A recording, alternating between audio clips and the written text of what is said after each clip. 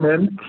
Et nous allons nous incliner sensiblement pour une prière. Je vais faire une prière. Seigneur, notre Dieu, notre Père, que ton nom soit magnifié, exalté de génération en génération. Nous, tes enfants, nous voulons nous présenter devant ton auguste majesté, humblement, et pour te demander pardon et de demander de nous accueillir, de nous recevoir tels que nous sommes. Nous te demandons, Seigneur, de nous transformer afin que nous puissions être propres, aptes à recevoir, à te recevoir dans notre vie. Et maintenant, nous sommes réunis autour de cette ligne pour pouvoir présenter, pour pouvoir écouter, pour pouvoir participer à cette table ronde, Seigneur. Nous te demandons de nous instruire toi-même et de permettre que ton Esprit Saint puisse agir en nous, en notre cœur et dans notre esprit, pour que nous puissions bien saisir, que nous puissions bien participer et que tout ce qui va se faire puisse être à même de te plaire et de faire te plaire, pour que nous puissions quand même avoir une bonne préparation spirituelle, et pour pouvoir avoir les bagages nécessaires pour faire partie de ceux qui devraient et obtenir cette vie éternelle et participer avec toi dans ta puissance et dans ta majesté, Seigneur, dans ton royaume. Nous te demandons, Seigneur, de nous assister, tous les intervenants, tous les participants, Seigneur, et de permettre que tout se passe bien. Bénis le moment que nous allons passer ensemble, Seigneur, bénis les participants et bénis spécialement l'intervenant, Frère Chani, et bénis-le de toutes sortes de bénédictions, Seigneur, et de lui grâce, car il a été avec nous depuis ce matin et jusqu'à cette présente minute, Seigneur, te demandant de l'instruire toi-même par ton Esprit Saint. Nous te demandons, Seigneur, de nous assister encore, d'être avec nous, de nous prier ainsi au nom de Jésus qui vit et qui règne au siècle des siècles. Amen. Et bonsoir et bonjour. Nous pensons que maintenant, nous pouvons faire place à Frère Chani qui va commencer et donc à animer cette table ronde. Merci beaucoup pour l'accueil. Ça fait plaisir d'être avec vous encore maintenant pour traiter d'un sujet qui est plutôt sérieux. J'aimerais ça vous inviter à faire deux choses déjà maintenant. Première chose, si vous pouvez avoir soit quelque chose pour prendre en note, pas nécessairement que je veux que vous preniez des notes pendant la présentation, mais à un moment donné, je vais partager un site Internet et je vais partager un numéro de téléphone. Et puis, pour éviter qu'à ce moment-là, on soit en train de courir après un crayon ou après notre téléphone cellulaire, peut-être l'avoir à proximité pour quand on va être rendu à ce moment-là, vous allez pouvoir le prendre en note. Alors, je remercie Irène, ma belle maman, de m'avoir invité à travers vous aussi pour venir partager. Et j'aimerais vous inviter à faire une autre chose, si vous le voulez bien.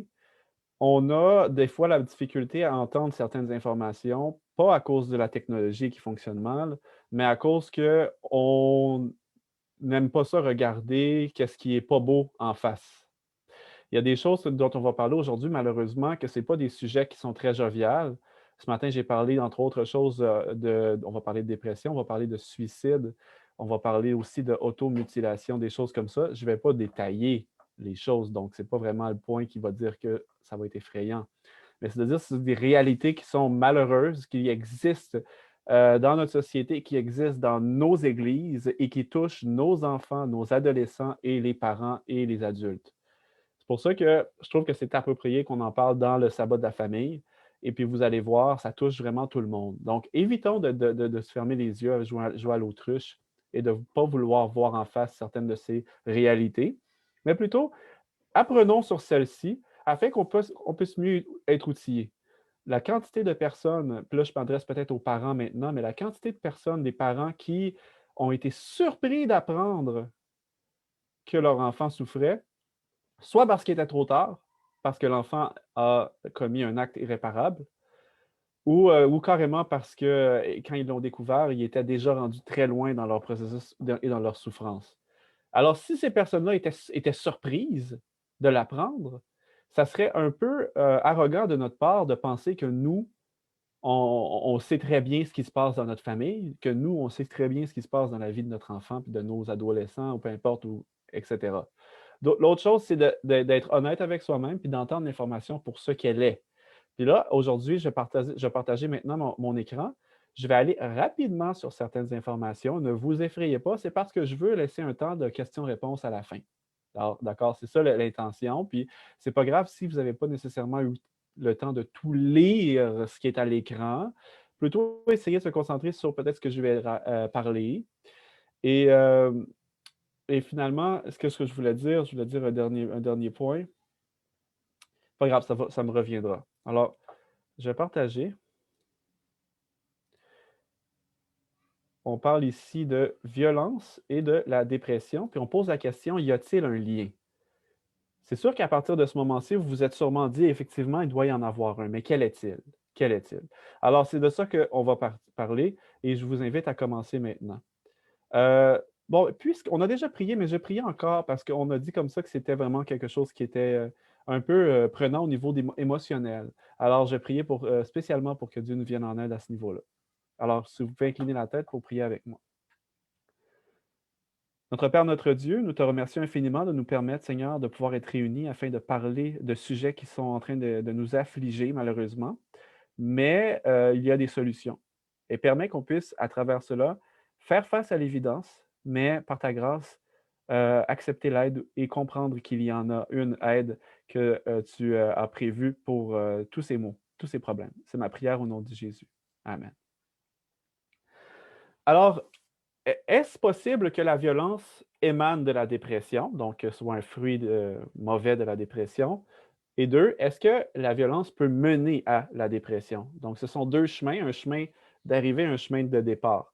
Alors, on va voir qu'est-ce qu'on peut découvrir à ce niveau-là.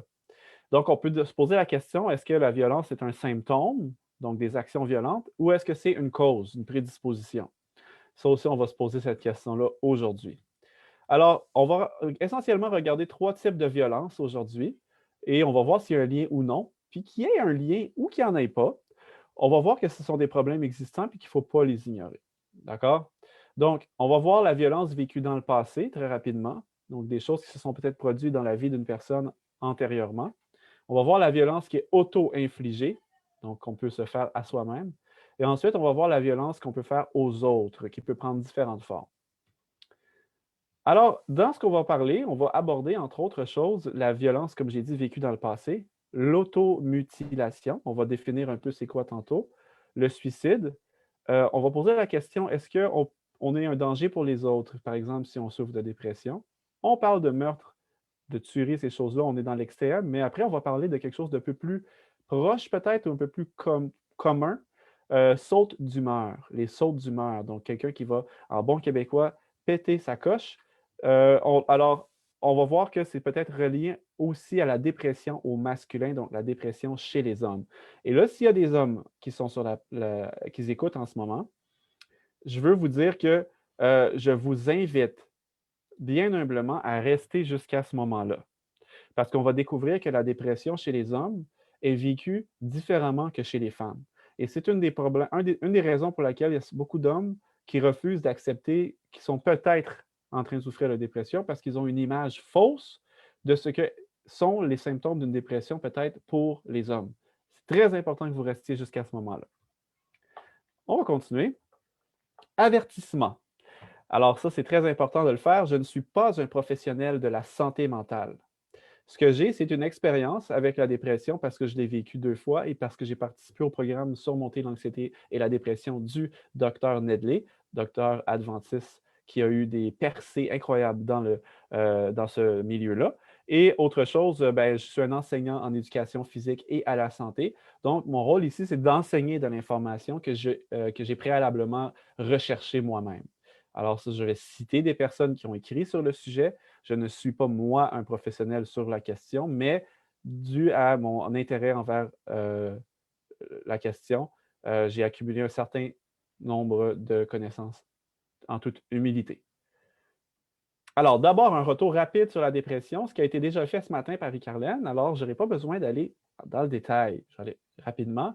Je ne vais pas vous assommer avec ça encore une fois de plus. Donc, on y va en se disant, qu'est-ce que la dépression? Ben, c'est une des maladies mentales les plus courantes, dangereuses et redoutées. Déjà, on utilise le mot maladie mentale et ce qui a souvent été une insulte qui a été envoyée parmi notre jeunesse quand on parle de quelqu'un qui est fou. Donc, quand on parle de maladie mentale, ça ne veut pas dire quelqu'un qui est fou. C'est de la même façon qu'on parle de la maladie physique. Donc, la maladie physique, c'est ce qui touche vraiment notre corps, qui peut prendre plusieurs formes. Ça peut être le diabète, ça peut être les artères coronariennes qui sont bouchées, ça peut être on se casse quelque chose, ça peut être ça. Maintenant, quand on parle de santé mentale, bien, ça peut prendre la forme de anxiété, stress, dépression. Ça peut être aussi d'autres choses, dont, exemple, schizophrénie, paranoïa, troubles de l'humeur, comme on l'a vu. Donc, il y a beaucoup de sortes de maladies. Ce n'est pas parce qu'on on a une de ces maladies mentales-là qu'on les a toutes. Okay? J'espère que là, la nuance est bien claire. Okay? Pour essayer de faire tomber les préjugés par rapport au terme maladie mentale. Alors, en poursuivant, la dépression a des impacts incroyables parce que ça ne cessé d'augmenter depuis 1915. Donc, depuis les 100 dernières années, c'est en augmentation extraordinaire. La maladie mentale est la principale cause d'absentéisme au travail. Donc, près de 50% des absences en milieu de travail sont liées à la dépression ou autre maladie mentale. Ensuite, on donne des données ici qui sont intéressantes, qu'on nous dit qu'une personne sur 5 sera atteinte au cours de sa vie. Environ un jeune sur 5 de moins de 19 ans souffre de troubles anxieux, donc de l'anxiété, et c'est la deuxième cause de mortalité au Québec entre les maladies cardiovasculaires et le cancer. Donc, quand on parle de quelque chose qui est une présence, c'est comme l'éléphant qu'on ne veut pas voir. C'est vraiment ça, en fait. C'est l'éléphant qu'on ne veut pas voir parce que quand je vous dis cancer, vous savez très bien c'est quoi. Vous avez vu toutes les publicités puis toutes les causes qui sont soutenues pour lutter contre le cancer et puis on devrait continuer de le faire, évidemment. Et on parle souvent des maladies cardiovasculaires, quelqu'un qui a eu une crise cardiaque, tout ça. Pourtant, on en parle beaucoup moins de la maladie mentale et de l'anxiété et la dépression, ce qui constitue 20% de la mortalité au Québec, ce qui est plus gros que le cancer. Alors, force est de constater que les choses comme on fait aujourd'hui, donc la présentation, est nécessaire. La dépression fait presque 2 fois plus de victimes que les accidents de la route. Alors, c'est pour vous dire. On continue. Heureusement. Donc ça, je tenais à commencer avec du positif quand même. Puis vous voyez, c'est Dr. Neil Nedley qui dit la chose suivante. La dépression est réversible. Vous n'avez pas à l'endurer votre vie entière. Il y a de l'espoir car il y a un chemin vers la guérison. Okay? Il y a des personnes qui n'ont jamais goûté à une vie épanouie et puis sont peut-être même pas au courant que peut-être ils ont la dépression. Alors, déjà en partant, je vous ai dit d'aller chercher un crayon tantôt. On commence par prendre en note les informations essentielles. Ça, ici, c'est le programme Surmonter l'anxiété et la dépression qui est offerte à plusieurs endroits au Québec. On peut aller sur le site web surmonterladépression.ca et on peut contacter ici les informations en bas de la page. Donc, c'est le 514-729-3539. Je répète, vous pouvez le voir sur votre écran. C'est le 514-729-3539 ou envoyer un courriel à info@surmonterladépression.ca. Alors, vous voyez qu'il y a des séances qui se donnent maintenant à Montréal, Saint-Georges, Québec, Sherbrooke, Terrebonne, Saint-Jérôme, Montréal-Nord et Warwick. Il y en a qui se donnent même en ligne dans le doux confort de votre foyer à travers Zoom. Et, je le répète, ce programme a été mis sur pied par le docteur Neil Nedley, qui est adventiste et qui travaille dans un de nos hôpitaux en Californie. Donc, c'est une sommité dans le domaine et il a trouvé une façon naturelle de traiter la dépression en respectant ce qu'on peut appeler une méthode holistique. Ça veut dire en s'attaquant à la dépression sous tous les aspects, sous tous les angles. OK? Fait que ça, c'est pris en note. Je vous invite à visiter ou à aller chercher de l'aide à ces endroits-là, ce que j'ai fait et beaucoup d'autres ont fait. OK, on essaie de briser les stigmatisations ici, là, les préjugés. Il n'y a rien de gênant à aller à une séance d'information sur monter l'anxiété et la dépression, bien au contraire. Donc, est-ce que c'est un symptôme ou une prédisposition? Fait qu'on va voir c'est quoi les symptômes de la dépression rapidement. Ricarlette en a parlé ce matin, donc je ne vais pas m'attarder longtemps. Mais je dis quelque chose par contre. Les hommes, il y a certains symptômes qu'on doit peut-être ajouter à cette liste et on va les voir à la fin. Et certains, donc la tristesse profonde, sentiment d'inutilité, on parle de l'apathie, quelque chose qui nous tentait de faire, ça ne nous tente plus. Moi, c'était peut-être faire du sport. J'aimais beaucoup faire du sport, puis là, ça ne m'intéressait même plus quand j'étais en dépression. On peut être soit agité ou au ralenti. On peut avoir des troubles de sommeil, c'est-à-dire dormir tout le temps ou pas dormir du tout quasiment. Donc, j'exagère un peu, mais c'est hypersomnie ou insomnie. Changement de niveau du poids de l'appétit, donc on mange plus ou moins, ça peut être dans les deux sens. On peut avoir un manque de concentration, se sentir inutile, comme on a dit, avoir des idées noires, des idées morbides, on parle de suicide ici, et de la fatigue. On voit que pour une dépression majeure, ça nous prend 5 des 9 symptômes pendant au moins 2 semaines. Dépression légère, 2 à 4 symptômes durant au moins 2 semaines également. Alors, je vais m'arrêter là par rapport aux symptômes. Je n'irai pas plus loin, mais comme vous voyez, il n'y a pas écrit là, exemple, comportement violent. OK? Donc, c'est pour ça qu'à la fin, on va revenir sur cette question-là, parce que pour ce qui est des hommes, une extrême irritabilité et des sautes d'humeur sont à ajouter à ces symptômes-là. Alors, c'est très important de voir que même si à prime abord, les 9 symptômes qui sont le plus souvent utilisés n'incluent pas de la violence, soit verbale, physique ou sous la forme d'irritabilité, il peut y avoir un lien quand même. On va le voir plus tard. En continuant, il y a des prédispositions. Donc, ça, ce sont des facteurs qui peuvent faire en sorte qu'on a la dépression. Il y en a qui on a un contrôle dessus, il y en a qu'on n'a pas de contrôle dessus.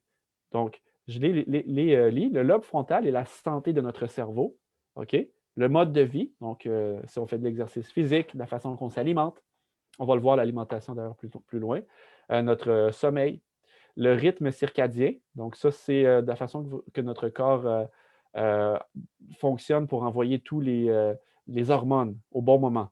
OK? Si ça, c'est déréglé, ça peut dérégler bien des choses. Donc, si on ne sécrète pas de mélatonine au moment où on doit aller dormir, bien, ça peut avoir un problème pour nous endormir parce que notre corps, notre rythme à l'intérieur du corps peut être changé.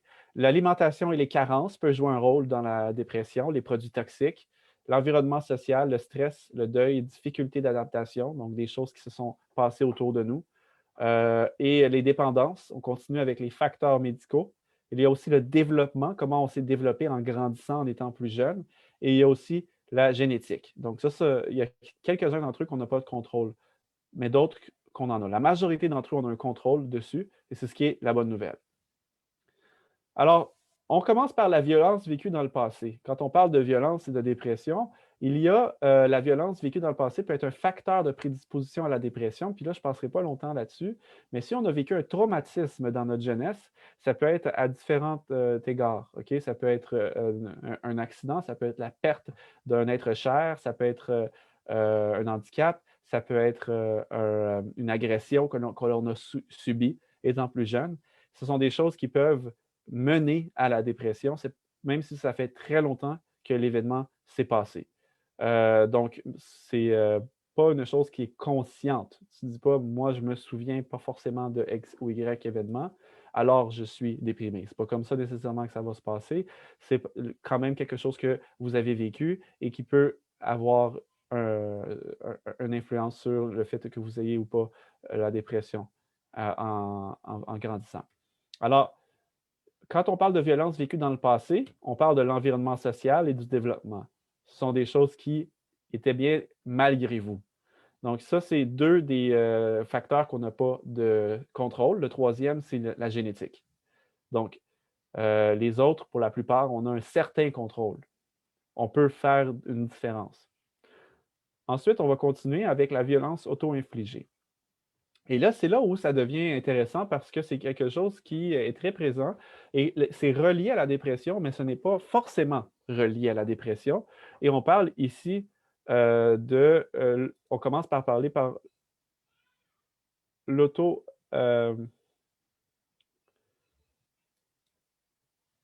excuse-moi, l'automutilation.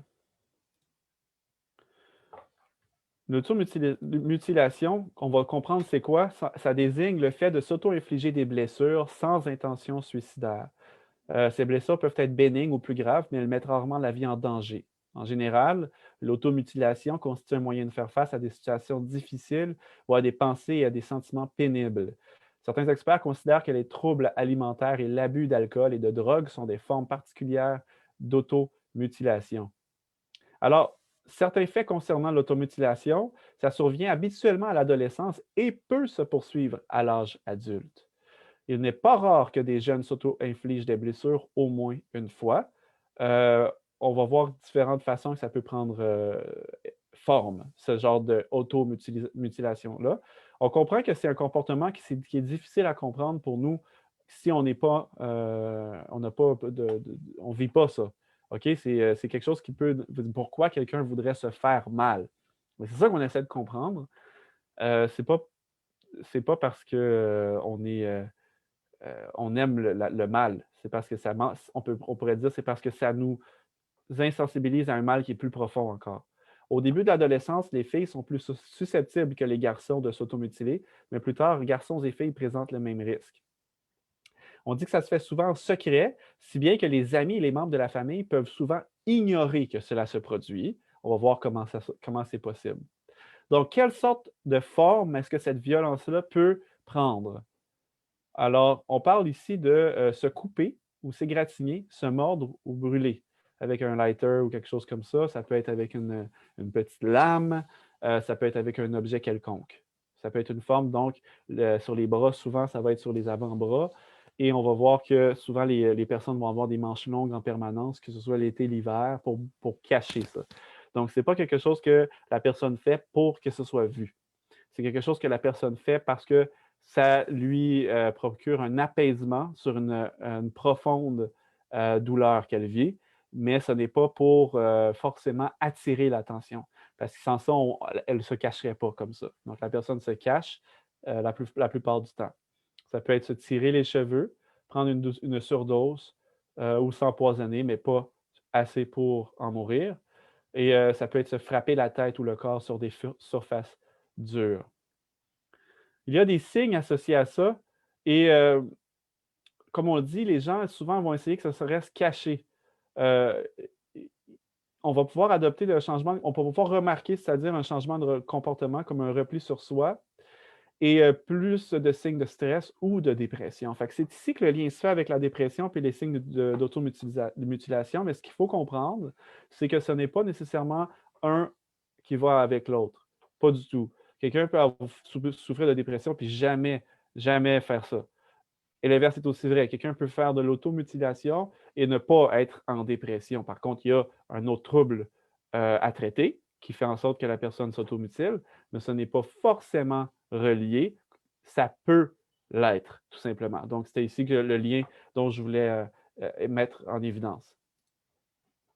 Donc, quelqu'un qui s'habille trop, comme on dit, il fait très chaud, toujours des manches longues. Elle a un chandail qu'elle pourrait enlever peut-être parce que c'est avec un zipper, puis elle a un autre chandail en dessous, puis on dit, ben, il fait chaud, tu ne veux pas l'enlever, puis elle ne veut pas l'enlever, puis elle tient. Bon, on respecte ça, mais c'est peut-être un signe. Même chose pour les pantalons longs. On parle de coupures, d'échymoses, de brûlures inexpliquées qui se produit plus d'une fois. J'ai travaillé dans une école secondaire qui était vraiment dans un milieu difficile et c'était quelque chose que l'on voyait régulièrement chez les jeunes à notre école. Donc, ce genre de signe qu'on est en train de lire ici présentement. Cicatrices, bien évidemment. Et si on découvre des objets comme des rasoirs qui pourraient être utilisés à s'automutiler. Donc, si on vous découvrez des lames de rasoir dans un endroit qui n'a pas rapport avec cette utilisation-là, peut-être un signe ici. On lève un petit flag, comme on dit. On passe maintenant dans la violence auto-infligée, qui est celle du suicide, qui, on ne peut pas passer ça sous silence parce que c'est un des causes de mortalité les plus élevées maintenant et que c'est malheureusement dans ce cas-ci très relié à la dépression, qu'encore une fois, pas tout le monde qui a la dépression, qui a des idées suicidaires, bien au contraire. Donc, n'allez pas penser que cela est un symptôme de la dépression forcément. On parlait tantôt d'avoir entre 2 à 7 symptômes maximum pour, pas maximum, mais pour être considéré comme ayant une dépression. Donc, on peut avoir d'autres des symptômes, mais pas avoir celui-là du tout, là. Donc, chez les jeunes de 15 à 19 ans, le suicide est la deuxième cause de décès après les accidents, ce qui est énorme. On pense que la plupart des personnes qui font une tentative de suicide ou qui se suicident ne veulent pas réellement mourir, mais ils sentent le besoin de fuir une vie marquée par la douleur et le désespoir. Quelqu'un qui vient à la conclusion de s'enlever la vie, c'est pas parce qu'elle souhaitait forcément ne plus vivre, c'est parce qu'elle voulait éviter des douleurs. Ce qui semble un peu contradictoire, mais c'est comme ça que ça se produit dans le cerveau, qui est pas en mesure de prendre des décisions rationnelles et de penser rationnellement, puis c'est ce qu'on dit ici. La dépression grave peut entraver la pensée et la prise de décision rationnelle. Donc, on n'est plus capable de réfléchir correctement. Puis ça, c'est un facteur du risque de suicide. C'est une personne qui est très déprimée, avoir de la difficulté pour elle de voir les problèmes d'une façon temporaire, puis ne pas pouvoir entrevoir les solutions.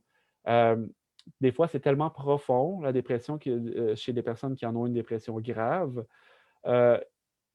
et que c'est si intense que cette personne-là ne peut pas imaginer que sa vie pourrait être différente que ce qu'elle est actuellement.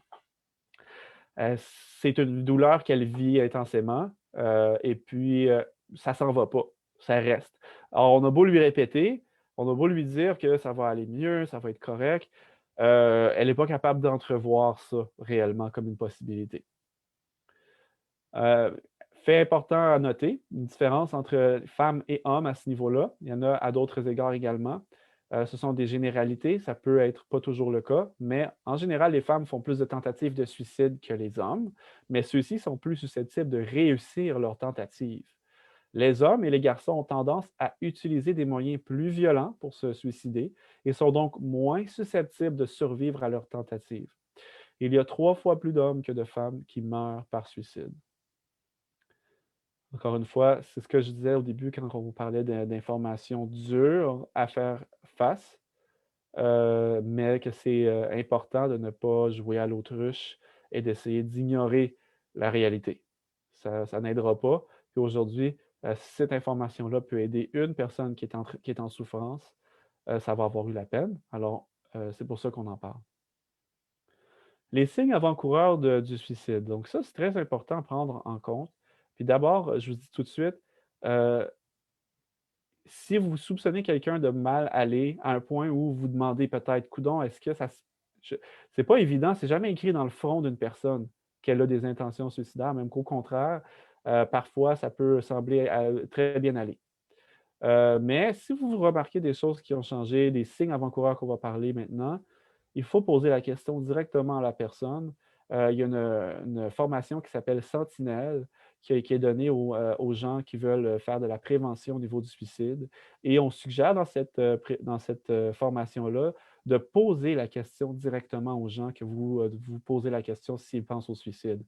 Donc, on pose à la question, exemple, le nom de la personne, Mathieu, exemple, Mathieu, est-ce que tu as pensé au suicide? Et il faut le poser directement, même si c'est contre-intuitif de le faire. Parfois, probablement, c'est un tabou. C'est une question qu'on n'aurait jamais pensé poser à quelqu'un. Et deuxièmement, c'est quelque chose qu'on peut se dire, est-ce que je vais lui donner l'idée s'il n'y avait pas l'idée?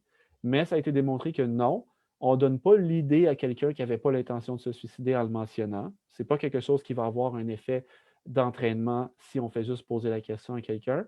Et au contraire, ça désamorce.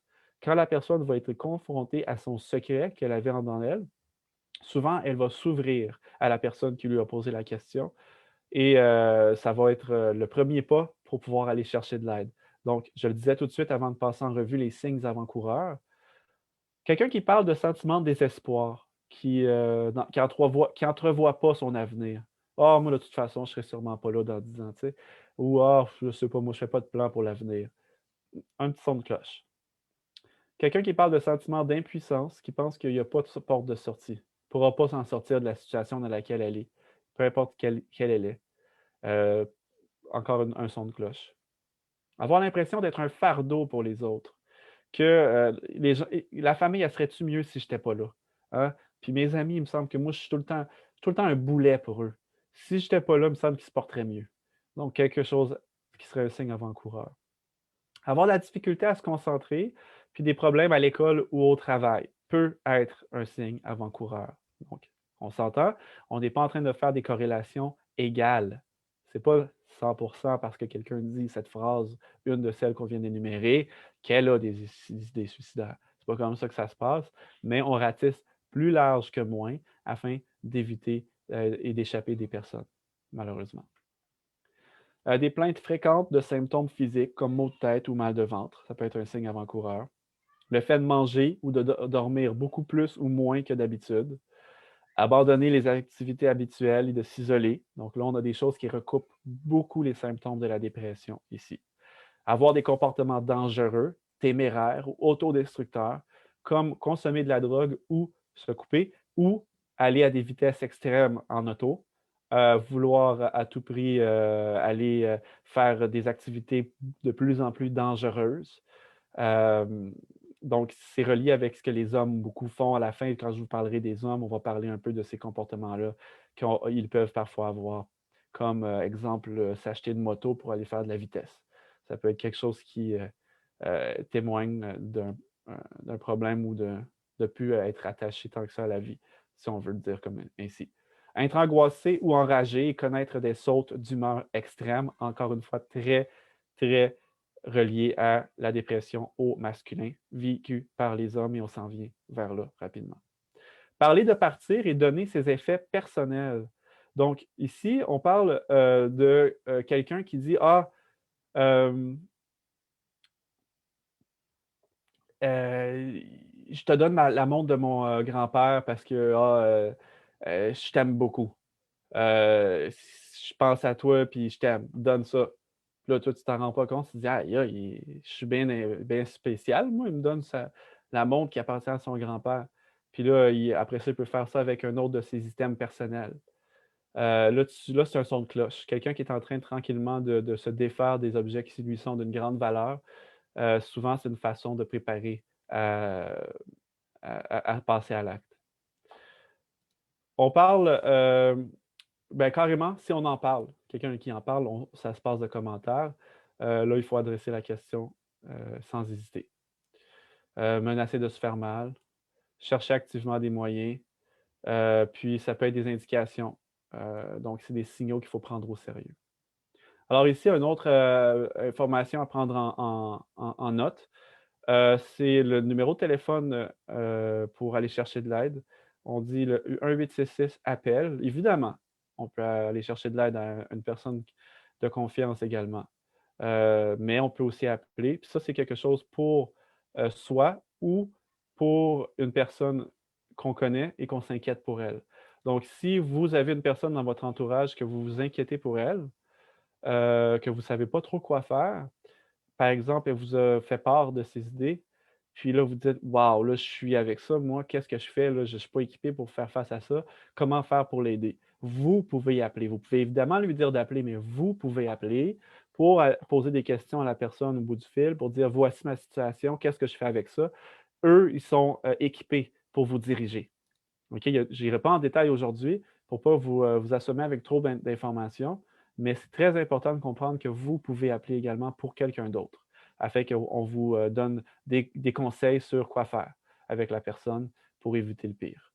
Donc, on parle ici de 1866 appel, 1866-277-3553, le site web besoinaide.ca, et on a moyen de clavarder en direct si on n'a pas envie de parler directement avec quelqu'un. Donc, par l'entremise d'un clavardage. Ne pas hésiter à poser les vraies questions, c'est ce que je disais au début des symptômes. Maintenant, on va penser à la violence envers les autres. Là, il y en a deux types. On commence par celle qui est un peu plus intense parce qu'on entend parfois parler dans les médias de tueries, des choses qui se sont passées malheureusement à Québec il y a quelques années, qui se sont passées aux États-Unis même quasiment chaque semaine malheureusement. Et parfois, on se pose la question, si... mais souvent même on le dit, hein, on dit à cette personne-là, sûrement avait une maladie mentale, puis des fois c'est le cas. Alors, comme on a la malheureuse habitude de mettre tout dans le même panier, il faut démêler les cartes par rapport à ça. Ensuite, on va parler de la dépression au masculin et de la violence qui est plus subtile, quoique quand même de la violence, quand on parle de saute d'humeur. Alors, on y va. Alors, violence envers les autres. Est-ce qu'une personne dépressive est un danger pour son entourage? On entend parler parfois de ça. Peut-être qu'on peut avoir peur d'une personne. Est-ce qu'elle est dépressive? Est-ce que je suis en danger? Est-ce qu'elle peut exploser d'une manière, je ne sais pas comment? Puis on peut être inquiet. C'est une question qui est tout à fait légitime de se poser. Donc, c'est pour ça qu'on en parle maintenant. Alors, on dit ici que bien que la dépression ait été identifiée comme un facteur contributif dans certains cas de meurtre-suicide, l'association ne signifie pas que les personnes dépressives sont dangereuses. OK, on continue, on va comprendre mieux pourquoi. La grande majorité des personnes souffrant de dépression ne commettent pas de crimes violents. En fait, les experts n'associent généralement pas la dépression à la violence, à moins qu'une personne ne présente des symptômes de psychose qui augmentent le risque de comportement violent. Donc, essentiellement, ce que on est en train de dire, c'est que non, une personne qui est en dépression n'est pas dangereuse pour les autres. OK? Maintenant, si la dépression est jumelée à d'autres problèmes de santé mentale, là, ça peut augmenter cette dangerosité-là, si on veut. C'est ce qu'on va voir immédiatement. Mais a priori, vous n'avez pas raison de vous inquiéter pour votre sécurité si vous connaissez une personne qui est en dépression, bien au contraire. Là. OK? Fait que ça, c'est la première chose qu'il faut mentionner. On nous dit ici que la recherche a indiqué que les personnes qui souffrent de paranoïa, d'hallucination ou de délire sont plus susceptibles de devenir violentes que les personnes atteintes de maladies mentales qui ne présentent pas ces symptômes. Alors, c'est de ça qu'on parle. Ça, ce sont d'autres maladies mentales. Ce n'est pas la dépression. De la même façon que si j'ai le diabète, ça ne veut pas dire que j'ai des problèmes cardiaques. Si je me suis cassé la main, je ne me suis pas cassé la jambe. Alors, on comprend que pour la maladie physique, c'est facile pour nous de comprendre les distinctions. Quand ça se passe au niveau de la tête, parfois, on a l'impression que tout est relié. Ce n'est pas forcément le cas et on doit comprendre que parfois, une personne a à la fois une dépression et d'autres problèmes aussi de santé mentale, ce qui peut à ce moment-là engendrer un problème de violence, mais pas seulement si c'est une dépression isolée en soi. On continue. Donc, lorsque les personnes atteintes d'une dépression commettent un crime, la maladie mentale n'est généralement pas le seul facteur contributif, c'est ce qu'on disait. Donc, souvent, ça va être d'autres facteurs de risque, comme les substances, la consommation, le stress socio-économique, des fois l'exposition à la violence dans l'enfance, la violence qu'on a vécue à la maison, qui donne à une personne vulnérable le sentiment que la violence est nécessaire. Maintenant, ça, c'est ma partie, c'est dur, c'est ma partie pas préférée. C'est parce qu'on ne veut pas avoir de partie préférée dans ce sujet-là, mais c'est ma partie que je trouve la plus importante à parler à cause de comment les hommes ont tendance à ne pas admettre qu'ils sont malades en général. Hein, on va avoir tout le temps la personne qui a mal au dos. Le médecin il a dit fais attention, on ne va pas faire des travaux pendant 2 semaines au moins. Puis après ça, tu recommences ça tranquillement. Puis là, l'homme, il est borné. Il dit non, c'est pas vrai ce que le médecin m'a dit. Moi, je suis capable pareil. Puis tu sais, je m'en vais aller faire des travaux. On a un peu cette mauvaise habitude-là. Alors de dire mais voyons donc, moi, la dépression, j'ai lu les symptômes. Je pleure pas. Je ne suis pas en train de pleurer, je ne pleure jamais, puis alors je ne suis pas en dépression. Or, ce n'est pas comme ça que ça fonctionne souvent pour les hommes. Si on caricature, on pourrait dire que les femmes dépressives pleurent beaucoup puis se sentent tristes, alors que les hommes, eux, sont dépressifs, sont irritables et s'isolent. Alors, l'irritabilité ici et l'isolation. Moi, j'avais un sentiment de tristesse que j'appelais plutôt un nuage gris sur ma tête. Les choses étaient moins intéressantes. La vie, en général, était plate. Je ne pleurais pas beaucoup, là. Ça m'est arrivé je pourrais me souvenir quand, OK, c'est arrivé. Vraiment, là, j'ai le souvenir plutôt précis. C'est peut-être 2 fois. Le reste du temps, pas en tout, là. Alors que les femmes parfois, c'est pas tout le temps, on généralise pas ici, ça peut ne pas être toujours exact pour un homme ou pour une femme. Mais des femmes peuvent parfois pleurer beaucoup plus, alors que les hommes, ce n'est pas nécessairement le cas. On a longtemps cru qu'il y avait 2 fois plus de dépression chez les femmes. En réalité, il y en a autant chez les deux sexes. Beaucoup d'hommes déprimés ne cadrent tout simplement pas dans les critères diagnostiques actuels. Donc ça, c'est une chercheure qu'on va nommer bientôt qui dit ça. Alors, c'est là où c'est un petit peu tricky, comme on dit en anglais.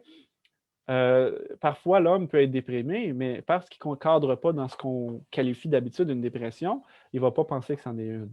Un homme déprimé peut devenir très impatient et irritable, colérique, agressif. Il ne contrôle plus ses sautes d'humeur. Il peut aussi avoir ce qu'on appelle des comportements d'évitement. C'est la docteure, professeure Francine de Montigny, qui est à l'Université du Québec en Outaouais, qui parle ici. Ça, c'était mon cas. Ça c'était mon cas, puis entre vous et moi, vous n'êtes pas obligé de répondre en ouvrant votre micro ni en levant la main. Entre vous et moi, je suis persuadé que vous avez vécu ce genre de situation dans votre entourage et probablement que c'était un homme, pas forcément, mais probablement. J'avais ce qu'on appelle beaucoup de sautes d'humeur. Je devenais très impatient et j'étais très irritable. Là, soudainement, on est un homme et on écoute, on se dit ouais, j'avoue que non, moi, je n'avais pas de problème par rapport à certains des autres symptômes qu'on a parlé au début, mais que là, peut-être que je me reconnais un peu beaucoup. OK? Évidemment, ce n'est pas tout le monde qui souffre de dépression, mais ici, on est en train de souligner au marqueur gras quelque chose qui est très important à comprendre pour la dépression au masculin. Les hommes dépressifs s'isolent aussi parfois, refusant de participer à des soupers familiaux ou entre amis, ou encore en se retirant pour écouter de la musique ou surfer sur Internet. J'en dis pas plus, ça s'explique assez bien, ça. Les symptômes doivent être présents depuis aussi au moins 2 semaines avant qu'on puisse parler de dépression. Il faut qu'il y ait un changement notable de l'humeur habituelle. Et puis, la docteure Poulain dit ça. Pourtant, les hommes déprimés continuent souvent de faire leur travail comme d'habitude. Ça, c'est très important à comprendre. C'est à l'extérieur du travail qu'on ne les reconnaît plus. Moi, je travaillais à l'école secondaire, puis à l'école, il n'y a pas grand monde qui aurait pu deviner que j'étais en dépression. Mais quand on le fait remarquer qu'ils ne sont plus les mêmes, ils disent ça va passer. Mais moi, c'est à la maison où ça prenait vraiment toute son ampleur. Moi, je n'avais pas tellement de saut d'humeur au travail. Ça peut être arrivé une fois ou deux, ainsi de suite, mais la plupart du temps, c'était complètement incognito. Complètement incognito.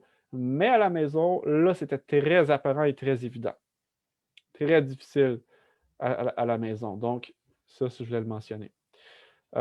Donc, malheureusement, contrairement aux femmes, les hommes ont tendance à réagir quand ils sont rendus au bout du rouleau.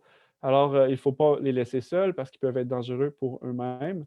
Évidemment, surtout s'ils ont des idées suicidaires. Et pour les autres, et puis ils peuvent avoir des comportements d'évitement. Donc, on nous dit ici, l'urgence, ce n'est pas quand on a juste seulement 42 degrés Celsius de fièvre. Puis, c'est un autre trait qui est associé à comment les hommes vivent ça. On attend d'être rendu quasiment au seuil de la mort avant d'aller chercher de l'aide. Donc, ça, c'est un livre que j'ai lu et qui est disponible aux publications Orion, qui s'appelle La dépression au masculin, une souffrance masquée. Les publications Orion, c'est la maison d'édition que Daniel et Stéphane Starenki ont démarré il y a maintenant plus d'une trentaine d'années, sinon plus. Alors, c'est disponible dans les librairies, dont Renaud-Bré. Alors, je vous conseille à l'acheter et le lire, même si vous n'êtes pas un homme. Peut-être que ça va vous aider à comprendre mieux ce qui se passe dans votre entourage, chez vous, peut-être pour une personne qui elle-même ne veut pas penser qu'elle a peut-être ça, la dépression. Ça aide énormément à comprendre. C'est d'ailleurs ce qu'on a fait ici à la maison, ma femme qui l'a d'abord lu et ensuite moi. Et même moi, quand je l'ai lu, là, je comprenais enfin qu'est-ce qui se passait. Pourquoi est-ce que j'étais comme j'étais, devenu comme j'étais. OK? On nous dit ici, les hommes n'aiment pas parler de leurs problèmes. Ce livre parle de solutions. Alors, je vous encourage à l'acheter. Ce n'est pas très dispendieux. Ça vaut la peine. C'est extraordinaire comme information. D'autres informations par rapport à l'aide dont on peut bénéficier ici. On parle surmonter l'anxiété et la dépression. Ça, c'est le programme du Dr Nedley sous forme de livre. Ma femme qui écrit dans le chat, tout le monde doit lire ce livre. Maman, sœur, frère, père, ami. Là, on parle de surmonter. On ne parle pas de cela, mais on parle de celui dont je viens de parler. Okay? Donc, elle renchérit à propos de ce livre. Ici, c'est le programme du docteur Neil Nedley. Puis comment ça fonctionne en réalité? C'est que on peut, théoriquement parlant, s'acheter le manuel en ligne au mieuxvivre.org, qui est l'éditeur francophone du livre ici, dans le monde entier en fait. En français, c'est Mieux Vivre qui a traduit le livre. Et on peut se l'acheter, on peut le lire, on peut écouter le DVD du docteur Neil Nedley qui nous parle de chaque étape du programme. On peut avoir le programme, le cahier d'exercice qui accompagne le manuel. Donc, tout ça, c'est disponible au mieuxvivre.org. Et vous pouvez le faire à la maison carrément. Là où je dois quand même mentionner l'importance du groupe de soutien et des séances sur 8 semaines qui sont données un peu partout au Québec. Et là, on va revenir à ici la diapositive que je vous avais montrée un peu plus tôt. C'est que dans ces séances-là, d'abord, quand vous vous inscrivez, vous payez un certain montant qui couvre tous les frais pour les livres et plus encore. Donc, on vous donne d'autres outils additionnels et on vous accompagne pendant 8 semaines. Et je n'ai pas besoin de vous donner un exemple très long pour vous dire que si vous vous inscrivez au gym par vous-même, vous allez peut-être y aller. Puis il y en a qui sont plus déterminés que d'autres. Puis c'est super. Il y en a beaucoup, par contre, qui juste l'inscription au gym ne va pas leur donner de résultats. Il faut qu'ils s'inscrivent avec un entraîneur ou un programme individualisé et personnalisé pour qu'il y ait vraiment des progrès. Et tout ça, c'est un peu parce qu'on a d'abord plein de choses qui rentrent en ligne de compte. Quand on est avec la dépression, notre volonté est diminuée. Au niveau de notre lobe frontal, la volonté, donc le désir de vouloir du changement, est quasiment nul. On n'a pas beaucoup de volonté.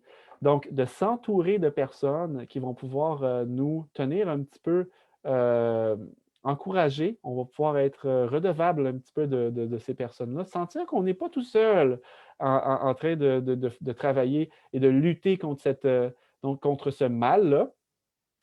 Et avec le soutien, c'est ça qui permet que ça devienne quelque chose, d'après moi, de possible. Je crois que quelqu'un qui souffre de dépression, qui s'achète les livres et le DVD et le cahier d'exercice, va avoir beaucoup de difficultés à avoir la discipline, l'autodiscipline pour faire le programme seul à la maison. Si c'est votre cas, vous êtes capable de le faire, tant mieux, mais on pourrait croire que ce serait quelque chose d'excessivement difficile.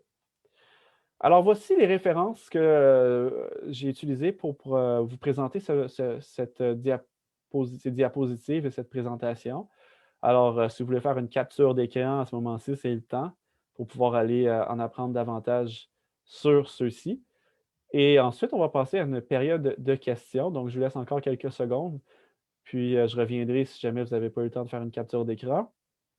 Par rapport à ce qu'on a parlé aujourd'hui, donc, on a fait vraiment un rapide survol sur les différentes formes de violence qui peuvent être rattachées de près ou de loin à la dépression. Et on comprend que même si ce n'est pas rattaché à la dépression, c'est quand même des choses qui sont importantes à comprendre. Et maintenant, avertissement, je ne suis pas un professionnel de la santé mentale.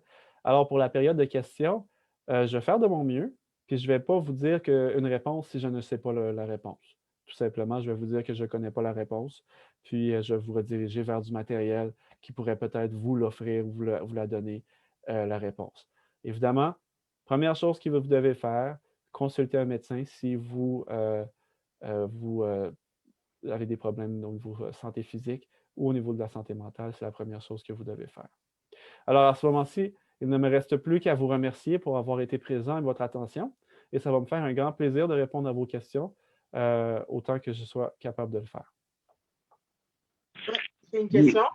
Alors, oui, je voudrais d'abord, excusez-moi, je voudrais d'abord vous remercier et Frère Chani pour son exposé qui a été très élaboré, même s'il dit qu'il n'est pas un professionnel, mais de toute façon, on ne voit pas la différence là jusqu'à présent.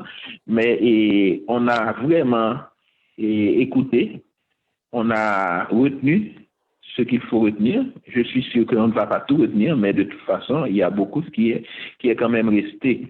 Et nous, autant que je sache, est-ce qu'il n'y a pas une phase psychotique et une phase dépressive?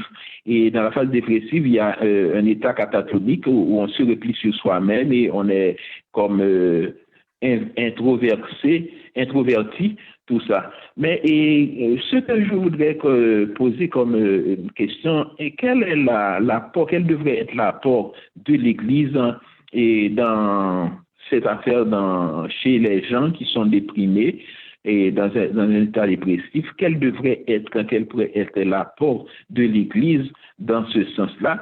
Et ceci dit, je remercie encore Frère Chani pour son exposé et ensuite on pourra passer aux autres questions, à ceux qui voudraient poser des questions. Merci. Merci beaucoup pour la question. Rapidement, ce que je dirais, c'est que oui, effectivement, pour ce qui est des dépressions, en fait, ce qui se passe, c'est que la dépression, c'est un problème au niveau de la connexion des neurones dans le cerveau qui ne se fait plus bien parce que le cerveau, le lobe frontal est malade. Il n'y a pas beaucoup de circulation sanguine à cet endroit-là. Et quand on, par exemple, prescrit des antidépresseurs, c'est pour rétablir cette connexion-là entre les neurones qu'on les prescrit. Donc, ça, c'est ce qui se passe au niveau physiologique. Après ça, la manière que les symptômes vont se répercuter dans la vie d'une personne vont être différentes d'une personne à l'autre. Ce n'est pas tout le monde qui va avoir les mêmes symptômes. Fait que physiologiquement, c'est ça ce qui se passe au niveau du cerveau. Les symptômes sont différents d'une personne à l'autre. Maintenant, le rôle de l'Église, c'est une question qui est extrêmement pertinente et je crois qu'il y a deux volets. Première chose, c'est de reconnaître que c'est un mal qui est tout à fait physiologique. OK? Donc, ce n'est pas le fait qu'on soit croyant, chrétien et spirituel ne nous met pas à l'abri d'une dépression. Ce n'est pas quelque chose qui est une maladie imaginaire. Donc ça, c'est quelque chose de physiologique et de bien documenté et qu'il faut comprendre qu'on n'est pas à l'abri. Donc ça, c'est la première chose. Comprendre qu'on n'est pas à l'abri et de ne pas juger les gens qui ont besoin de ça. Au contraire, de les accompagner. Il y a une personne qui a fait le programme Surmonter l'anxiété et la dépression avec moi, évidemment, je ne la nommerai pas, qui était, je savais pas que je la connaissais pas avant, mais elle fréquente aussi l'église, une autre église à Montréal. Elle s'est fait dire, elle, qu'elle n'était pas assez spirituelle et qu'elle ne priait pas assez, et que c'est pour ça qu'elle était comme avec le problème qu'elle avait. Alors, ça ne pourrait pas être plus faux. Fait que la première chose, ce n'est pas le cas. La spiritualité aussi, c'est quelque chose qui passe par le lobe frontal. Et si le lobe frontal ici de notre cerveau est malade, notre spiritualité est impactée. Et ce n'est pas aussi simple que de dire prier plus, etc. Donc ça, il faut comprendre ça et être ouvert à ça. Deuxième chose, prier pour les gens pour qu'ils acceptent d'aller chercher de l'aide. Ça, ma femme pourrait vous en témoigner. Elle a prié pour moi pendant 7 ans. Pendant 7 ans parce que je ne voulais pas aller chercher de l'aide et que je disais que je n'étais pas malade. Puis pendant ces 7 ans-là, ce n'était pas facile à la maison. OK? Alors, donc ça, c'est quelque chose qu'on peut faire. Prier pour quelqu'un qui, elle, ne se dit pas malade. Et ne pas l'embêter constamment, hein? Picosser la personne tout le temps. Dire « Ah, je suis sûr que tu as la dépression, puis de cette façon-là, c'est pas aidant. » Donc ça, c'est ma femme qui pourra en dire plus à ce niveau-là. Puis la deuxième chose, c'est qu'on a une occasion extraordinaire en tant qu'Église avec ce que le programme du Dr. Neil Nedley a fait parce que c'est un médecin qui est adventiste, qui est une sommité dans le domaine. Écoutez, si vous connaissez un petit peu le Dr. Kellogg, du temps de Ellen White, qui était un homme d'une extrême intelligence, qui a développé toutes sortes de procédés qui sont encore utilisés aujourd'hui dans bien des domaines. Donc, Dr. Nedley, moi, je m'avance en disant, de toute façon, il ne pourra pas m'empêcher de le dire, que c'est un des plus éminents scientifiques de son domaine et il est dans notre Église et il est un homme tout à fait, je veux dire, de Dieu, si on peut le dire ainsi. Et c'est un privilège vraiment qu'on a de pouvoir venir en aide à notre communauté avec un programme comme celui de Surmonter l'anxiété et la dépression.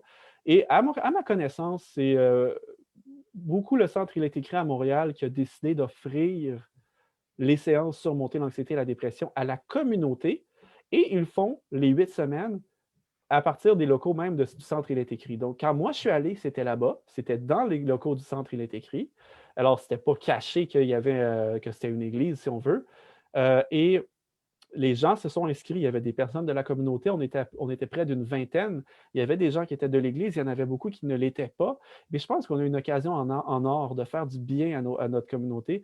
Et puis, la seule chose qu'on doit faire, c'est suivre un cours en ligne pour devenir moniteur de ce programme Surmonter l'anxiété et la dépression.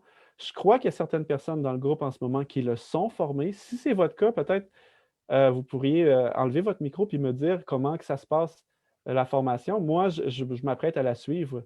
Ça peut être un peu étonnant d'entendre que moi, je ne l'ai pas encore suivi, mais je n'ai pas eu le temps. Mais j'ai mangé les documents puis je les connais plus, quand même bien. Mais je veux suivre le programme. Ça dure, non, je pense que ça dure, je ne sais pas exactement. Je ne sais pas si Marilyn, tu as suivi le cours. Si oui, si tu peux m'aider. C'est pas très long. C'est sur quelques semaines. Non, j'ai pas suivi les cours, mais l'information est sur leur site Internet. C'est sur le site Internet. OK, Ouais, Health good. Solution, OK. NetBee Health Solution. Fait que, OK, parfait. Ben, on va trouver l'information, puis vous pouvez aller le voir là-dessus. Fait que c'est les deux choses que je voulais dire. Premièrement, ne pas penser que ça ne peut pas nous toucher, nous. Deuxièmement, ne pas parler aux autres comme s'ils n'étaient pas assez croyants spirituels ou ainsi de suite. Troisièmement, prier pour les gens qui n'acceptent pas encore d'aller chercher de l'aide.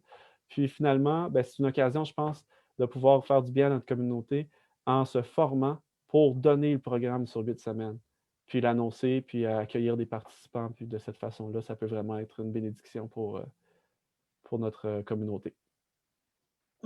Merci beaucoup, Shani, pour ces conseils, parce que ça fait du bien pour notre communauté. Je sais qu'à Bethany, quand même, on traite pas mal de sujets pour pouvoir aider les gens à aller chercher de l'aide.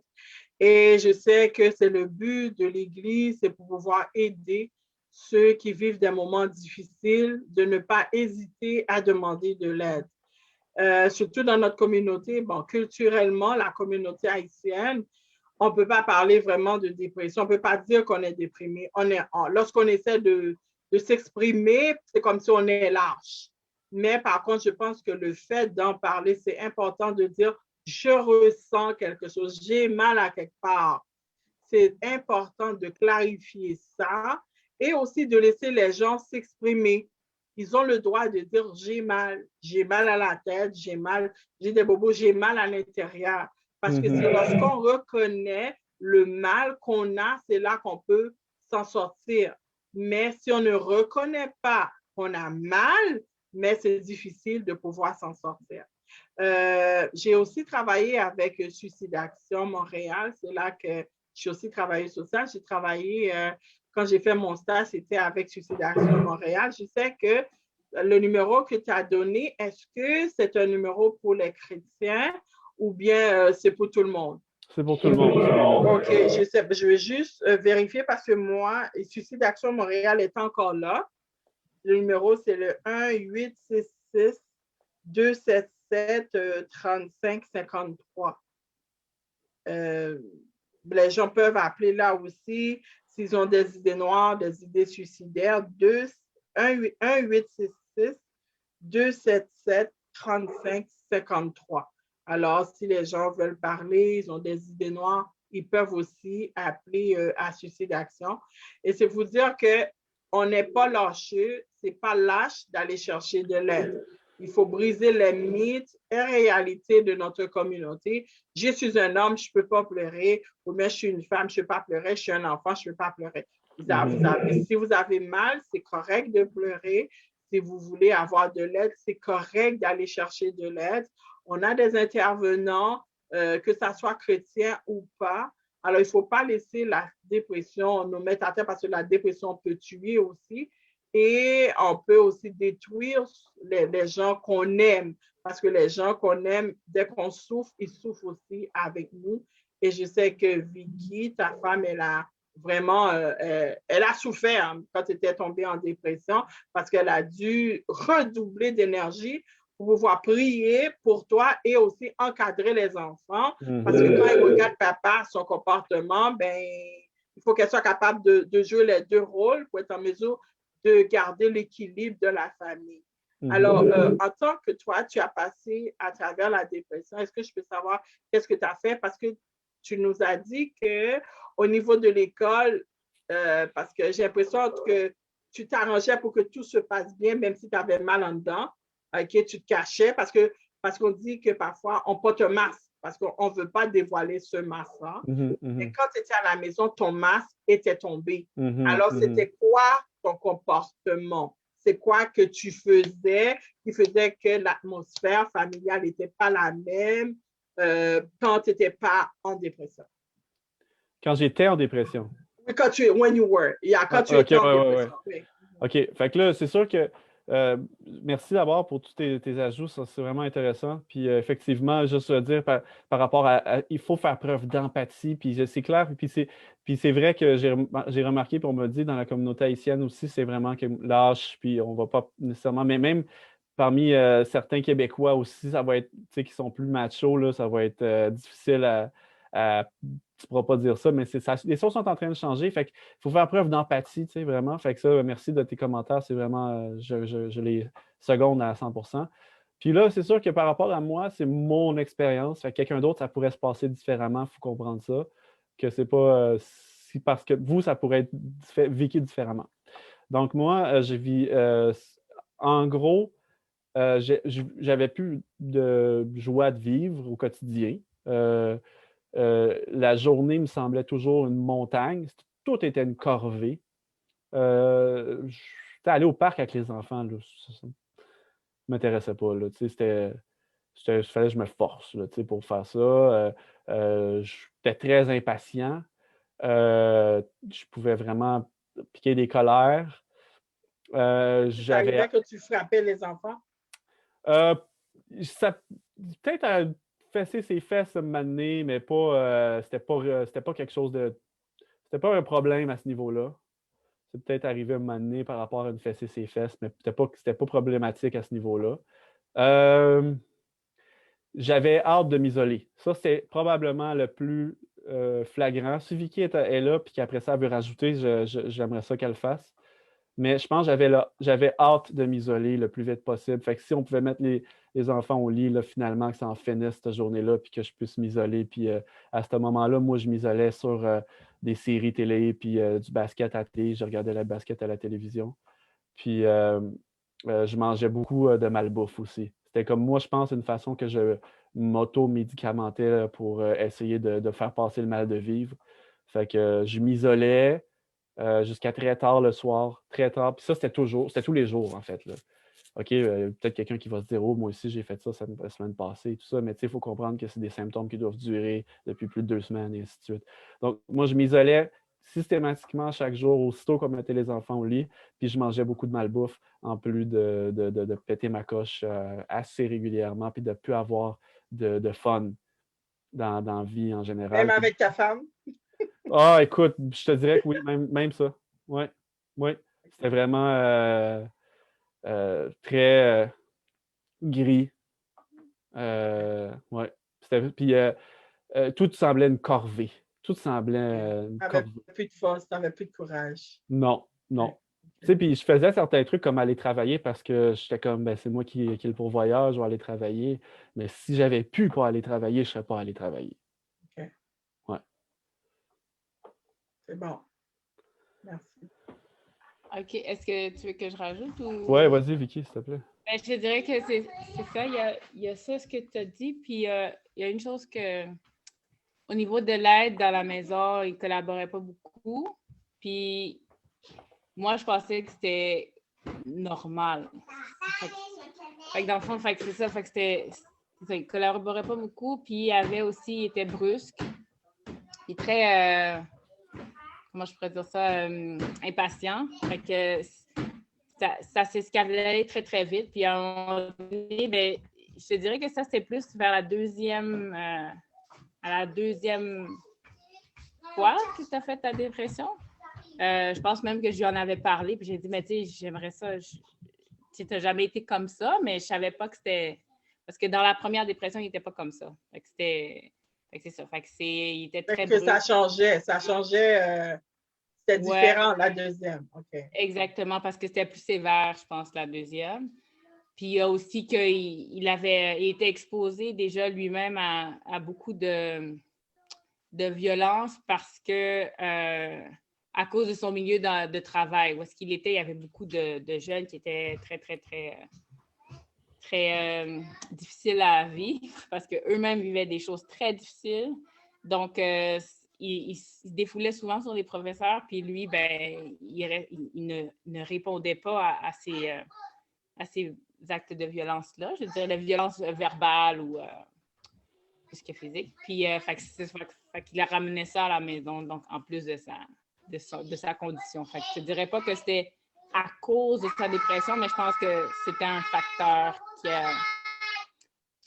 qui a été déterminant, qui amplifiait justement les manifestations de shortness, d'impatience et d'être brusque. Ouais. Ouais, c'est bon point, ça. J'avais vraiment peu de patience, puis le seul peu que j'avais, je le gardais pour ma job.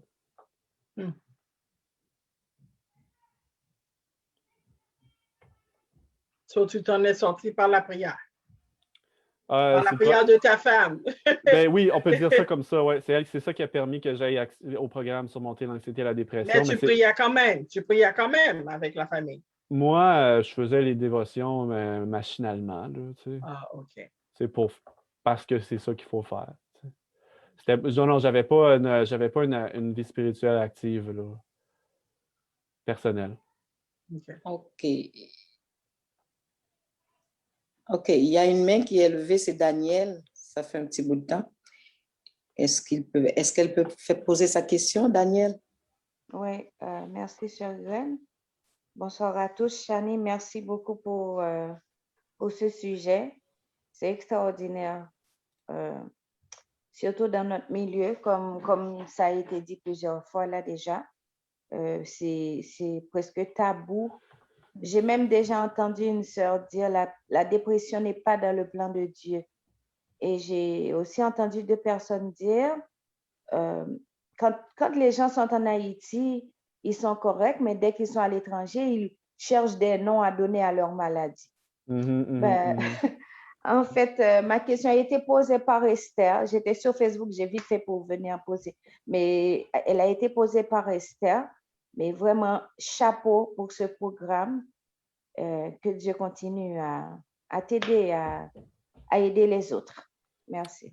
Gloire à Dieu, merci pour le commentaire. Puis c'est vrai que ces commentaires-là, on les entend. Puis, tu sais, mais c'est ironique parce que le diabète non plus, c'est pas dans le plan de Dieu.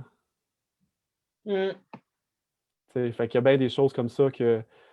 Mais c'est à cause des tabous puis des préjugés qu'il y a certaines choses qu'on voit d'un œil différent. Puis ça, je comprends que c'est comme ça, puis il faut juste composer avec. Mais on a-tu hâte que Jésus revienne? Hein? Et allô? Oui. Oui, c'est Frère Philmonor. Et ma question, c'est, fait du tatou, et n'est-il pas un type d'automutilation? Et est-ce que ça peut, et est-ce que c'est engendré également par la dépression? C'est une excellente question. Les tatous, hein, vous avez dit? Oui, oui. OK. C'est une excellente question. Je n'ai pas la réponse, malheureusement. Je sais par contre que chez les hommes, des fois, ils vont rechercher de l'adrénaline de toutes sortes de manières quand ils sont en dépression.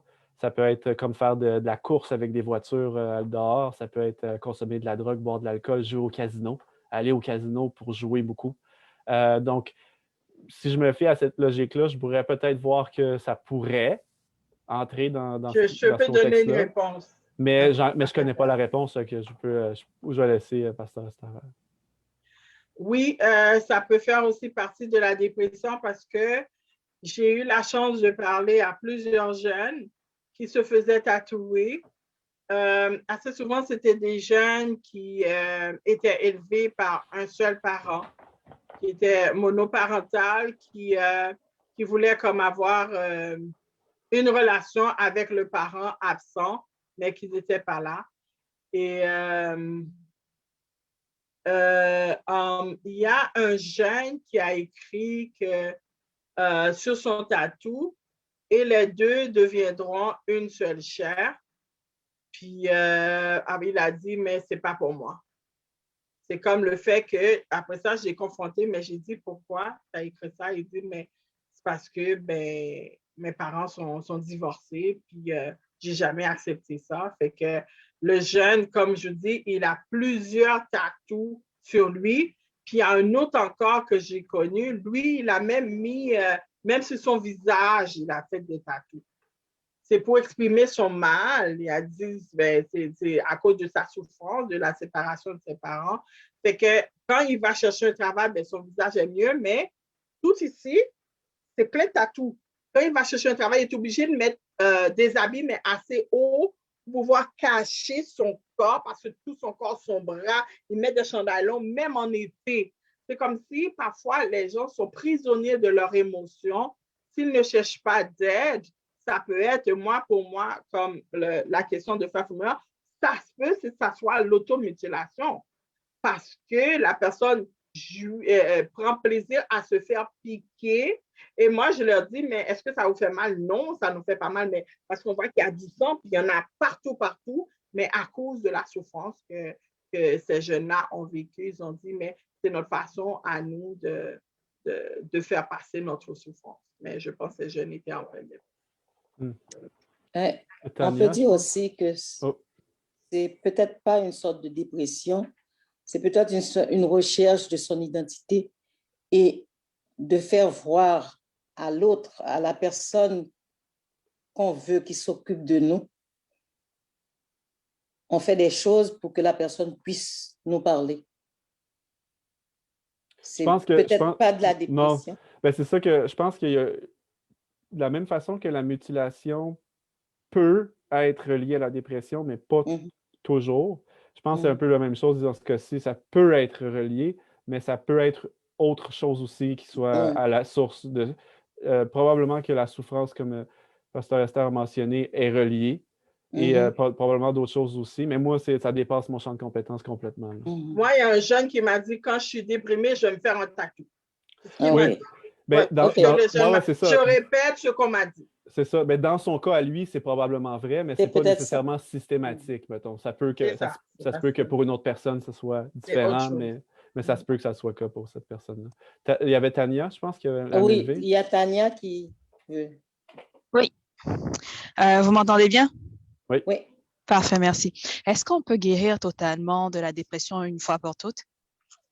Oui, on peut. On peut guérir de la dépression une bonne fois pour toutes. Mais, tu sais, c'est dans le sens où tu peux guérir complètement du rhume, mais là, c'est un mauvais exemple, là, mais tu peux rattraper le rhume dans ta vie. Tu sais. Fait que tu peux être complètement sorti de la dépression, mais ça se peut que tu pourrais en refaire une autre dans le futur à cause de différentes causes. Là. Mais je donne une hypothèse, là, entre les deux dépressions, par exemple, s'il y aurait eu 20 ans entre les deux, pendant ces 20 ans-là, tu étais complètement guéri. Là. C'est pas comme un cancer que tu fais une rechute. C'est pas exactement la même façon. C'est différent. Fait que, mais tu peux guérir complètement de la dépression. D'accord. Mais par exemple, si par exemple j'ai déjà eu un épisode de dépression, est-ce que je suis plus à risque d'en avoir d'autres? Yes. C'est une excellente question. De mon souvenir, la réponse c'est oui. Mais je ne suis pas assez sûr de ma réponse. Il faudrait que j'aille revérifier dans mes livres. Ensuite, je peux dire quelque chose au sujet de la dépression. C'est que la dépression, c'est quand elle est maladive qu'elle est plus à risque. Parce que quand j'ai étudié, dans les années où j'ai étudié sur cette question, On nous disait toujours que tout homme dans la vie a une période dépressive chaque jour. Mais cette dépression peut devenir maladive et causer des choses. Mais tout homme, tout le monde en général a des moments dépressifs dans leur vie. Ben oui, mais je pense aussi que probablement que c'est là que c'est important de rappeler qu'il faut que les symptômes durent depuis au moins 14 jours consécutifs pour que ce soit considéré comme une maladie, comme tu le mentionnes, parce qu'on peut avoir beaucoup des symptômes, mais pendant 7 jours, puis après ça, ça va mieux une couple de jours.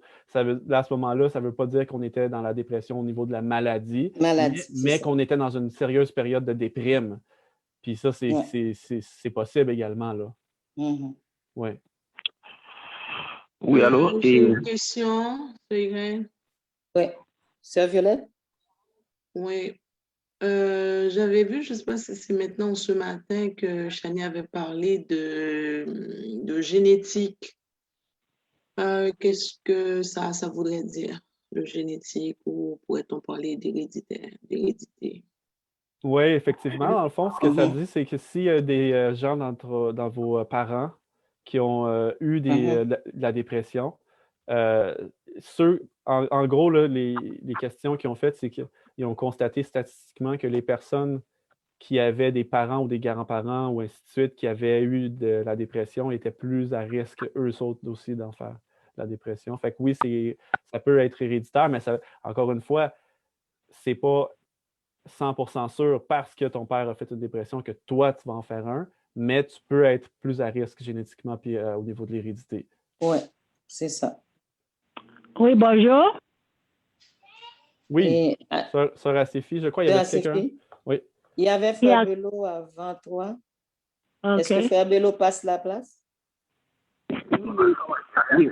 Ce que j'allais dire, c'est justement ce que vient de dire Frère Chani. J'allais dire que les psychoses, tout ça, il y a un volet familial et génétique là-dedans.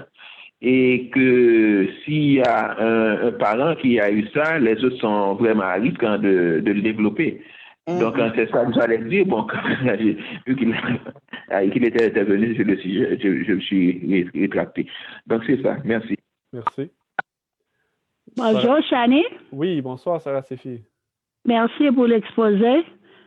Est-ce que tu peux enregistrer ce programme sur WhatsApp? J'aimerais bien l'avoir.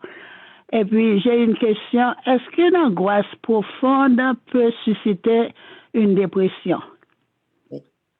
L'anxiété là, puis la dépression, c'est très, très relié. C'est très, très, très proche. C'est le même, on pourrait dire, le même traitement pour guérir les deux. Puis c'est le même endroit qui est malade.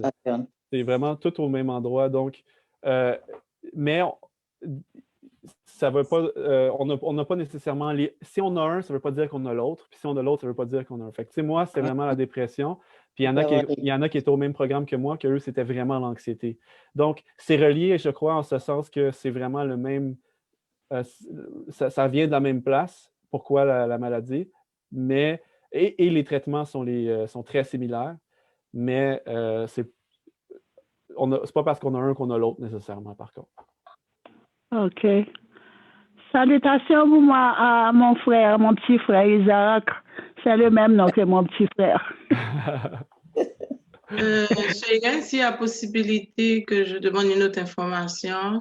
Oui, tu peux. Alors, c'est par rapport à des situations vraiment réelles que je suis bien au courant d'une famille. Alors, la question, c'était plutôt, est-ce qu'une dépression qui n'est pas traitée, si je peux le dire comme ça, peut amener à la folie, comme on peut dire, amener la personne à être fou, à devenir fou? Parce que je connais toute une famille, la maman avait des problèmes comme ça, mais comme c'est chez nous en Haïti, probablement au début, on ne sait pas si c'était de la dépression qui a amené, c'est de la folie, comme on peut dire ça comme ça. Et il y a les deux filles, mais peut-être 15-20 ans après, la maman, il y a deux de ses enfants qui ont ces mêmes problèmes-là. Il y en a, si de temps en temps ça vient, ça part, la personne est correcte, fonctionnelle, mais de temps en temps ça vient, mais il y en a une qui ne s'en sort jamais, mais c'est classé chez nous comme c'est de la folie, mais c'est Oui, je comprends la question. Là, moi, ce que je peux dire par rapport à ça, c'est que la question, si je la comprends bien, si on pourrait dire, c'est est-ce que la dépression peut susciter d'autres problèmes de maladie mentale, de santé Puis si mentale? c'est pas pris en charge ou traité, Ouais, je sais c'est pas, ça, c'est pas un c'est ça. soutien, un encadrement, c'est ça.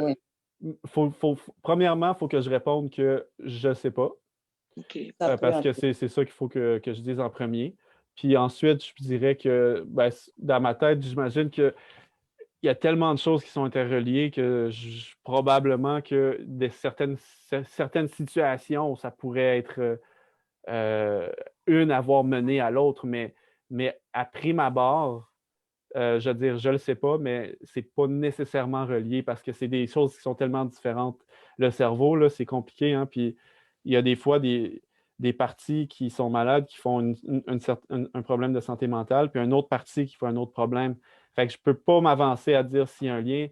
À ce que j'ai compris dans mes lectures puis de ce que j'ai suivi comme information, c'était que c'était pas relié à prime abord.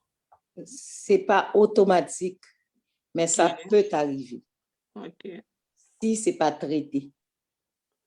Si la personne est toujours en train de... Parce qu'à un moment donné, il va tellement se retirer sur lui qu'il va penser que n'importe qui peut lui faire. Il devient paranoïa à ce moment-là. La paranoïa, ça entraîne beaucoup de choses qui sont impossibles à traiter. Parce que dès que la personne commence à avoir peur, oh, un tel là, j'ai vu, je me suis isolée à cause d'elle parce que je sais que, mais c'est de la paranoïa, ça devient. Et avec ça, ça peut entraîner que la personne dégénère. Tant que la personne ne cherche pas à avoir un soutien, ça peut arriver qu'elle dégénère en problème mental. Oui, c'est bien possible. C'est bien possible. Moi, je suis obligé de dire que je ne le sais pas, mais c'est bien possible. De la même façon que tous ceux qui travaillent dans le milieu médical vont remarquer qu'un problème médical X peut engendrer un problème médical Y aussi. Là. Est-ce que je peux dire quelque chose? Oui, Vicky, vas-y, puis après ça. Oui, premièrement, la question qui vient d'être posée, c'est que ce qu'on a lu dans le livre de la dépression au masculin, je pense que c'est ce que le psychiatre avait dit aussi à Chamy, c'est que quelqu'un qui souffre de dépression, une dépression, ça dure de 3 à 6 mois, puis après ça, si elle n'est pas médicamentée, elle va sortir. C'est comme c'est 3 à 6 mois. Puis plus la personne... Attends, veux-tu juste... qu'est-ce que tu veux dire par « elle va sortir » ? C'est que la maladie va... Elle va être malade vraiment. Le 3 à 6 mois, c'est le temps que la dépression va avoir lieu. Puis après ce temps-là, la personne peut revenir à elle-même sans même avoir pris de médication. Cependant... Ça, Vicky, il faut vérifier cette information-là parce que, je m'excuse, je sais qu'il y a des personnes qui peuvent être dépressives pendant des années, des années, des années. Oui. OK. Je ne voudrais pas que les gens aient compris que, si t'es déprimé, mais au pire, fais rien, puis dans 6 mois, tu vas être correct, là, tu sais. Non. Fait que je vais te laisser continuer. Je voulais juste être sûr qu'il n'y ait pas de confusion par rapport à... Vas-y. D'accord. Alors, ce que je voulais dire par là, c'est qu'ensuite, ce qui arrive, c'est que, par exemple, dans cette période-là de déprime, cette période-là dépressive, c'est que les symptômes vont tellement être forts que la personne pourrait justement avoir commettre des actes irréparables, puis, avoir toutes sortes de mal qui va l'emmener à ne pas pouvoir passer au travers de ces 3 à 6 mois-là. Donc, c'est la chose que j'avais lue, que je me souviens que j'avais lu, mais comme Chamy a dit, c'est préférable d'aller cherchais l'information, mais dans le livre Dépression au masculin, je me souviens avoir lu ce passage-là. Puis, l'autre chose que je voulais dire, c'est par rapport à la question sur la génétique, c'est que souvent, comme le diabète ou comme n'importe quelle autre maladie qu'on dit que parfois la génétique joue là-dedans, c'est à cause du style de vie que la personne a ou des mécanismes de défense qui sont souvent des façons, je ne vais pas dire héréditaires, mais comme apprises, soit par c'est ça, les parents ou donc je pense que ça joue aussi dans la génétique, mais c'est pas nécessairement génétique, mais c'est Ouais, plus. c'est le développement, ça, dans le fond. Fait que oui, c'est. Ben oui, tu continues. Ça va être par rapport à comment ils ont grandi, de quelle façon ils ont été élevés, mettons, c'est ça que tu veux dire? Oui, c'est ça. Donc, le mécanisme va faire en sorte que le fait que l'enfant ou la personne a les mêmes fragilités ou la même façon physiologique de fonctionner, ben, ces mécanismes de défense-là vont déclencher la dépression plus facilement que chez une autre personne. Fait que c'était juste pour ajouter à ce point-là, pour répondre à la question par rapport à la génétique. Puis, C'est ça. C'est très, très relié. C'est très relié de la même façon que quelqu'un qui a grandi dans un environnement où les parents cuisinaient d'une certaine façon, puis l'enfant a mangé cette nourriture-là, donc en grandissant, et puis veut pas reproduire un style de vie de leurs parents, puis a développé un problème de santé relié. Fait que ça va être vraiment l'environnement et le développement. Puis il y a aussi, par exemple, la génétique, qui, même isolée, semble-t-il, peut être aussi un facteur. C'est-à-dire quelqu'un qui n'a pas grandi avec ses parents biologiques et que ses parents biologiques avaient la dépression, ça, juste à ce niveau-là, peut avoir quand même un impact. Un risque. Malgré tout. Mais le reste est encore tout aussi vrai, ce que tu as dit d'ailleurs, puis ce sont les deux autres facteurs de prédisposition. OK. Tania, tu peux parler?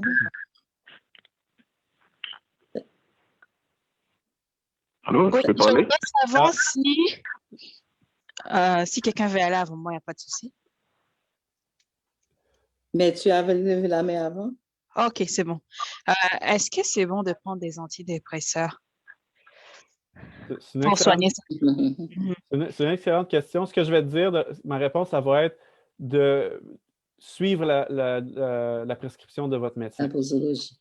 Oui, ça, c'est d'abord. Fait en dehors de si c'est bon ou non, OK, c'est de dire il faut suivre la prescription de votre médecin. Moi, c'est absolument la réponse que je dois dire, puis qui est la bonne réponse à dire, parce que même dans le programme Surmonter l'anxiété et la dépression, on dit aux participants de continuer de prendre la médication que leur médecin a donnée. Ça, c'est super important.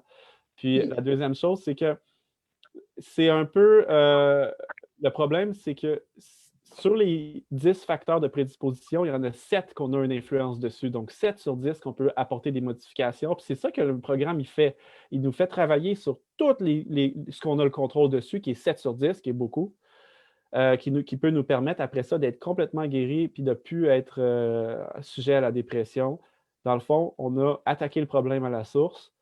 Alors que l'antidépresseur peut être nécessaire, mais l'antidépresseur ne change pas les facteurs de prédisposition.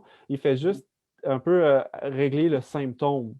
Il va régler le symptôme au niveau de tes neurotransmetteurs, ce qui va faire en sorte qu'après, ben, effectivement, certaines personnes vont très bien réagir aux antidépresseurs, mais s'ils arrêtent de les prendre, ils peuvent retomber tout de suite en dépression. Alors, ils ne sont pas nécessairement guéris, ils ont juste trouvé peut-être une façon de pouvoir gérer les symptômes. Donc la réalité, c'est qu'on prenne ou pas des antidépresseurs, je crois qu'il faut essayer d'aller à la source et de régler le problème pour qu'ensuite on puisse ne plus en avoir besoin. Tu sais. Fait que c'est vraiment ça. Je fais tout le temps la comparaison avec le diabète, mais C'est ça, justement, j'allais. c'est ça, c'est que tu sais, l'insuline, c'est très important que tu prennes l'insuline si tu es rendu là. Si ton sang n'est plus capable d'absorber le sucre et de le métaboliser, il faut que tu prennes de l'insuline. Mais si c'est un diabète de type 2 puis que c'est possible de changer toutes sortes de choses dans ta vie pour faire en sorte qu'éventuellement, peut-être, tu puisses ne plus avoir besoin de l'insuline, c'est encore mieux. Tu sais, puis, fait que c'est ça. Il faut aussi chercher la cause. Okay? Oui. Quand tu as des symptômes, comme par exemple, quand tu as la fièvre, tu prends du Tylenol pour empêcher la fièvre. Mais ça, c'est le symptôme. OK? Tu enlèves l'idée d'avoir chaud. Mais pour avoir la fièvre, c'est parce qu'il y a quelque chose qui s'est déclenché, qui te donne une alerte qu'il y a quelque chose qui ne va pas bien. Donc, tu prends le Tylenol juste pour calmer la fièvre, mais la chose qui ne va pas bien, tu ne l'as pas encore touchée. Je ne sais pas si... C'est ça, oui, non, moi, je pense que c'est très bien expliqué, Irène. Puis, j'ajouterais juste la chose suivante. Là, je rajoute encore avant de le dire parce que c'est enregistré. Tu sais, je ne suis pas médecin, mais voici comment on m'a expliqué les antidépresseurs. Puis, c'est important de le dire. Les antidépresseurs ne sont pas une drogue du bonheur. OK? Il ne faut pas voir ça comme ça. Il y a une époque où on parlait de Prozac puis de toutes sortes de choses que les gens prenaient pour être heureux. Les antidépresseurs, c'est pas ça que ça fait. Les antidépresseurs vont faire en sorte que les liaisons entre les neurones, donc on appelle les synapses, et les neurotransmetteurs puissent être reconnectés et puis que le cerveau puisse faire son travail. Fait que c'est ça que la job des antidépresseurs, c'est d'aller rétablir les connexions au niveau du cerveau pour que la connexion se fasse. C'est pas d'envoyer une drogue pour que tu te sentes bien. Fait que ça, c'est vraiment important à comprendre la différence entre les deux. Allô? Parce qu'en général, on a les drogues dans notre sang. L'endorphine, la dopamine, on a tout ça dans notre sang. Tu vois, donc, c'est des choses qui sont naturelles. Mais si tu en manques un peu, il faut qu'on t'en donne pour que tu puisses renouveler. Tu comprends? C'est juste un renouvellement que ça fait. Allô? OK, oui. Merci. Allô? Oui, on a une question, je crois. Oui, allô? Oui. Il y avait une autre personne avant. Oui, allô? Oui, on vous allô? écoute. Oui. Oui, je voudrais demander, Chani, à partir des lectures ou bien de tes connaissances en la matière, parce que moi, je suis un peu flou dans mon esprit, et parce que l'école de médecine, ça date de longtemps pour moi. Est-ce que tu peux faire une différence entre la névrose et la psychose maniaco-dépressive? Non, moi, honnêtement, je vais être honnête, je ne suis pas en mesure de répondre. OK. Faudrait que je m'informe vraiment sur ça. Là, c'est autre chose. Ouais, je peux pas me prononcer, je ne connais pas assez. C'est bon. Merci. Merci.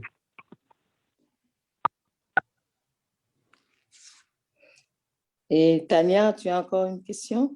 Oui, bien, s'il n'y a pas d'autres personnes, je vais y aller encore. Il y avait quelqu'un d'autre tantôt, je ne sais pas c'était qui avait parlé, mais je ne le vois pas. D'accord. Bon, je vais y aller rapidement. Chani, de ce que je comprends, on ne peut pas aider une personne qui est en dépression si la personne ne veut pas qu'on l'aide. C'est bien ça? Techniquement, pour que ce soit efficace puis sur le long terme, c'est pas mal ça. Mais dans les faits, si par exemple, Tania, toi, tu décides de suivre le programme Surmonter l'anxiété et la dépression pour comprendre mieux qu'est-ce que ça fait pour aider quelqu'un, ben, je veux dire, tu peux mettre, par exemple, des graines de lin moulu dans la nourriture de la personne, ça va lui donner des oméga-3 puis ça va l'aider. Tu peux la forcer à s'asseoir au soleil pendant une demi-heure à tous les jours. Fait qu'en réalité, c'est sûr, ça l'aide pareil, même si elle ne veut pas. Parce que les oméga-3, elle va les avoir mangés dans son gruau, puis elle va s'être assise au soleil 30 minutes. Puis tu peux, il y a beaucoup de choses que le programme y enseigne, que là, je suis en train de donner des exemples assez banals, mais tu ne pourras probablement pas dire à la personne, OK, va faire du jogging 30 minutes si elle ne veut pas, elle ne le fera pas. Fait que, tu sais, oui et non. sais, il y a des choses qu'on peut faire quand même pour aider, sauf que si on veut que ça ait un effet à long terme, il faut vraiment que ce soit de la personne, parce qu'à la minute où tu n'es plus là pour l'asseoir au soleil puis lui donner des graines de lin dans son alimentation, ben là, après ça, elle recommence à faire ce qu'elle faisait avant, puis elle n'a plus les bénéfices, tu sais. Fait que c'est ça. Merci. Est-ce que je peux dire quelque chose pour répondre à la question de Tania? Oui, bien sûr. Oui. Une chose que j'ai appris, oui? Une chose que j'ai appris par rapport à justement forcer quelqu'un à faire ce qu'il ne veut pas faire, ou ben, quelqu'un qui est en dépression puis qui soit ne veut pas reconnaître qu'elle a un problème, qu'elle a besoin de consulter ou qu'elle a besoin d'aide, c'est de lui faire voir à quel point quelle valeur elle a à vos yeux. Donc, ça, je pense que lorsqu'on déverse de l'amour dans quelqu'un puis qu'on dit à la personne, ben tu comptes pour moi, ben à tous les jours de façon systématique, puis pas juste avec des mots, mais avec des mots surtout, mais avec des gestes, puis avec aussi des façons. Il y a des façons de faire des gestes et des paroles, puis aussi de prier pour elle. Ben ça, ce que ça fait, c'est que ça donne à la personne comme un genre de sens au niveau de sa valeur et ça va lui donner le goût, des fois, d'aller chercher de l'aide aussi. Donc, je peux dire que par expérience, puis aussi parce que j'avais recherché, parce que quand Chani, on a découvert que c'est ça, il faisait une dépression et tout, quand on lisait le livre et tout, ben il y a des façons de parler aux personnes qui vont démontrer que on tient à cette personne-là, puis aussi le pourquoi qu'elle devrait rechercher ou vouloir se faire aider. Donc, je ne sais pas si ça peut aider ça répond un peu à ta question. Oui, merci beaucoup. Des fois, ce n'est pas facile, hein? Mais il faut avoir la persévérance et la patience aussi. C'est la façon dont vous abordez la personne, c'est cette façon-là qui va peut-être lui faire comprendre qu'il y a quelque chose. Vous n'allez pas lui faire des reproches. Vous n'allez pas lui dire qu'il fait toujours ça. Non. Avec douceur, vous faites ce qu'il n'a pas fait. Et puis, vous allez voir que normalement, la personne va se rendre compte, mais il y a quelque chose qui va pas en moi. La personne va se rendre compte de ça personnellement. Il ne va pas te le dire, mais il va finir par s'en rendre compte. La façon dont toi, tu vas agir avec cette personne. Il faut aussi montrer à la personne qu'elle n'est pas toute seule. Que, mettons, si vous êtes un couple, lui dire, ben chérie, on est les deux, on est ensemble, puis on va passer à travers. Puis si vous êtes chrétien aussi, vous dites, ben, on sait que Dieu va nous aider à passer à travers, puis aussi accompagner la personne en thérapie. Ne pas laisser la personne tout seule, parce qu'au début, ça peut être un fardeau pour cette personne-là d'aller chercher de l'aide. Et surtout les hommes, c'est beaucoup plus difficile pour eux, mais s'ils savent qu'ils peuvent compter sur vous, puis sans jugement, puis je pense que au niveau de la guérison, ça peut se faire un peu plus vite. Puis ne pas être redondant sur le passé. Si on dit on fait une croix au passé, ne pas toujours répéter, parfois les gens ont toujours cette manie-là, et spécialement dans notre communauté. On est parfois redondant, puis ça n'aide pas à la situation. Si on a fini de régler un problème, c'est réglé. On fait une croix, puis on avance. Parce que lorsqu'on vit tout le temps dans le passé, ça devient très toxique. Parce que le passé est là pour nous hanter, pour nous dire, ben, ce que tu as fait, il y a toujours un sentiment de culpabilité. Puis je pense en tant que chrétien, nous devons, je répète, utiliser la méthode de Jésus. Si Jésus était là, est-ce que c'est comme ça qu'il allait agir? Quand je dis je pardonne, quand je fais une croix, je dis, OK, chérie, je te pardonne, ou bien mon frère, il ne faut pas toujours retourner sur le passé parce que ça fait du tort, ça ne fait pas du bien à notre âme. Alors, c'est ça que je voulais rajouter.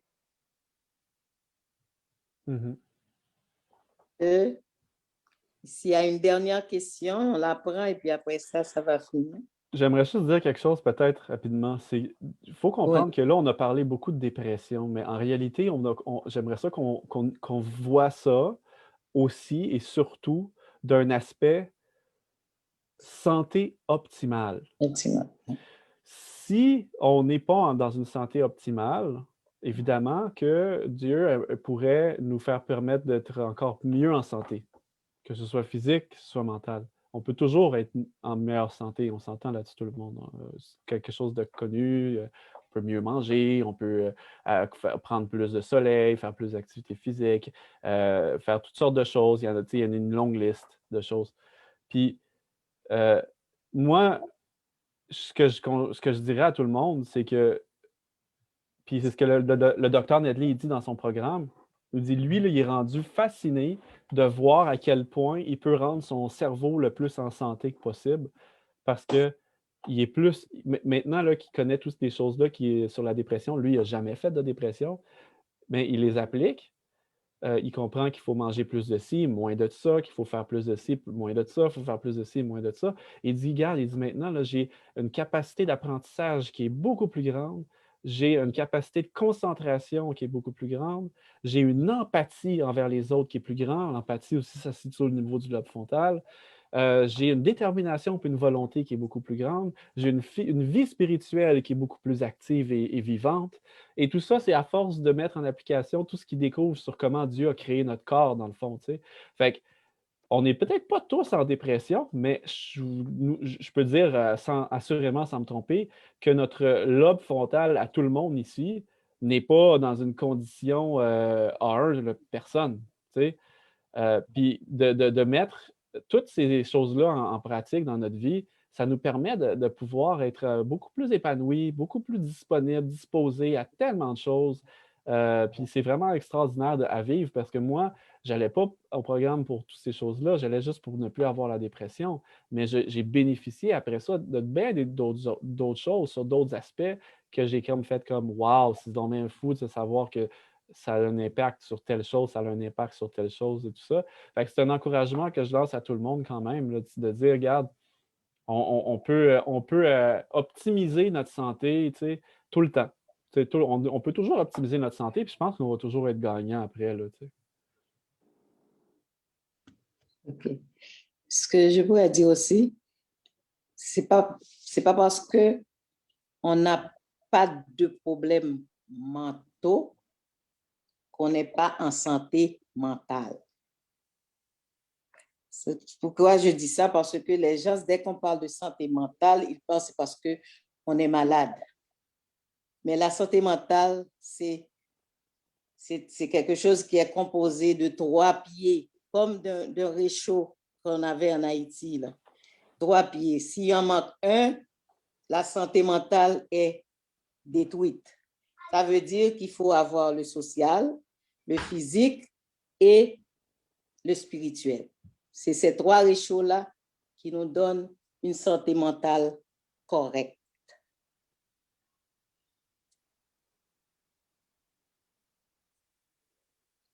Alors, je pense que je vous souhaite une bonne santé mentale pour le reste de votre journée et de votre vie.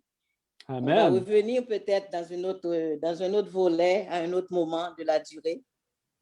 Et je pense que Frère Belot peut en parler. Oui. Et bon, pour finir, je voudrais quand même remercier au nom du département de la santé, remercier Chani pour son intervention aujourd'hui. Et il a vraiment animé cette journée de sabbat. Et tout le monde a été servi, on a été vraiment satisfait. Et chapeau pour ce qu'il a réalisé pour nous aujourd'hui. Donc maintenant, peut-être on pourrait chanter un autre couplet et laisser le dernier mot ou la prière finale à Pasteur Esther. Merci.